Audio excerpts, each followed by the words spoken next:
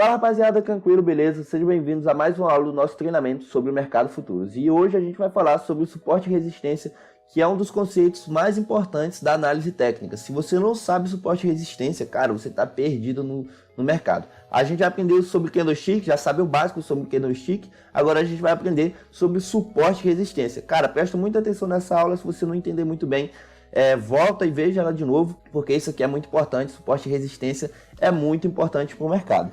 Eu já estou aqui no gráfico, mas eu preparei alguns slides aqui para ficar mais fácil o nosso entendimento com um pouco de teoria. Então vamos partir para a teoria. O que seria um suporte? É um nível ou região em que a força dos compradores supera a força dos vendedores, a ponto de interromper ou reverter o movimento de baixa. Então já está falando aqui que suporte é o que fica aqui embaixo, onde está decaindo o mercado, bate lá no suporte e vai interromper ou reverter esse movimento. Mesmo que seja temporariamente, nos gráficos as zonas de suporte são visualizadas em primeira instância, na forma de fundos de preços, extremos inferiores a partir de onde o preço começaram a subir. Então basicamente é o que eu falei, o gráfico está vindo caindo aqui, aqui tem um suporte, ele vai tocar, vai reverter, ou então vai começar a trabalhar aqui, sendo interrompido. E o que seria uma resistência? É o nível ou uma região de preço em que a pressão vendedora supera a pressão compradora, a ponto de interromper ou reverter o movimento de alta, que é basicamente a mesma coisa do suporte, só que é o contrário. O preço está subindo aqui, chegou aqui, aqui tem uma resistência, ele vai tocar, vai reverter, ou então vai interromper esse movimento de alta e vai começar a trabalhar aqui o gráfico. Mesmo que temporariamente, graficamente, a principal forma de visualizar as zonas de resistência é por meio de topos e preços extremos superiores, a partir de onde os preços começaram a cair. Então, basicamente, isso aqui é uma representação de suporte e resistência. Aqui a gente vê que o preço tocou uma vez aqui, tocou de novo aqui, a partir de 2 toques, já se formou um suporte. Então, a gente já podia traçar essa linha de suporte aqui. Aí, beleza.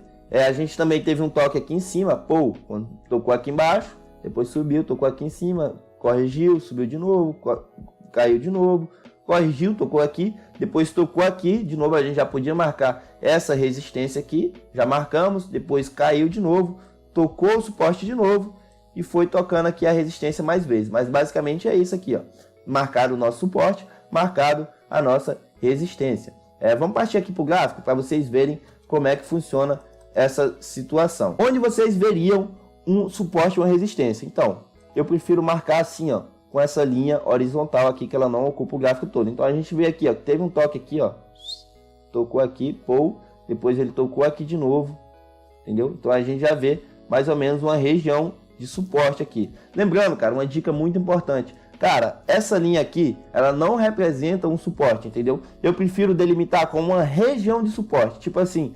Vou marcar um retângulo, a gente poderia marcar essa região toda assim, ó, não assim, mas assim como suporte. Toda essa região aqui, ó, é um suporte, porque ele chega próximo dessa área aqui, ó, e ele já rejeita, já volta a trabalhar acima, entendeu? Então toda essa área aqui, ó, daqui de cima até aqui embaixo é uma região de suporte. Eu prefiro marcar assim, mas para não ficar tão feio, tão poluído o gráfico, a gente pode marcar somente a linha. A gente já marcou aqui, ó, o suporte, agora vamos marcar a resistência. Isso aqui eu estou no gráfico diário. A gente vê aqui em cima, ó, teve um toque aqui, ó, e depois o toque lá. Então a gente já marca aqui uma resistência, mas percebe que só teve 2 toques. Vamos descer, pode marcar aqui também. Aqui, ó, que dá para marcar outro suporte. Outra região no caso, região de resistência. Aqui, ó, isso aqui é uma região de resistência. O que é que aconteceu aqui? Ele veio, tocou, respeitou. Aqui ele rompeu, um falso rompimento, voltou a trabalhar aqui dentro de novo. Depois aqui ele rompeu e você percebe que ele fez um toque aqui, começou a trabalhar. Ou seja, essa resistência aqui, ela virou um suporte. Aconteceu de novo, desceu, tocou aqui nessa região que era uma resistência e agora virou um suporte, tocou. E acontece muito isso, rapaziada. Uma região que era uma região de resistência, aqui também, ó, era uma região de resistência. Ele rompeu, começou a trabalhar acima e essa região de resistência virou uma região de suporte. Isso aqui acontece muito no mercado. E cara, não tipo assim, aquele exemplo que a gente tinha ali estava bem bonitinho, mas cara, isso aí não acontece sempre, entendeu? Não acontece sempre, então você vai ver no gráfico bem feio, não vai ver algo bonitinho, entendeu? Então basicamente é isso. A gente pode marcar aqui também, ó. Vendo aí, ó. vários toques ali, ó. Tem aqui um suporte, entendeu? Suporte. Então basicamente é isso aqui também, ó. Consegue marcar aqui um pequeno suporte aqui nessa região aqui, entendeu? Pequeno suporte. Jogar aqui para cima, resistência. Então basicamente é assim que se marca um suporte e resistência. Lembrando também que você não pode levar em consideração somente a linha, é melhor trabalhar com regiões de suporte e regiões de resistência, que seria basicamente esses quadradões aqui, esses retângulos. E agora vamos voltar um pouco mais para a teoria. Então, 6 regras de ouro. Quanto mais vezes um suporte ou resistência for testado e respeitado e não for rompido, mais forte ele será. É basicamente o que eu estava falando. Quanto mais ele recebe vários toques lá, mais forte ele vai ser.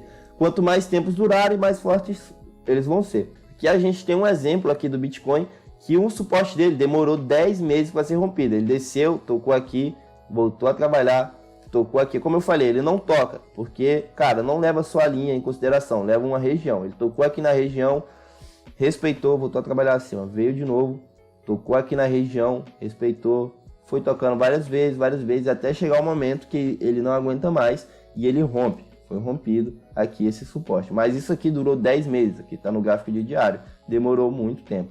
As características. Quanto maior a distância entre um suporte e uma resistência, maior a força desses limites. Essa afirmação se justifica porque a força do movimento vai se esgotando conforme se estende mais. Ou seja, a gente podia marcar aqui, ó, a resistência seria aqui em cima. Então, quanto mais distante mais forte seria. No primeiro exemplo, os preços percorrem uma distância de 35% do suporte à resistência, que seria esse exemplo aqui, ó.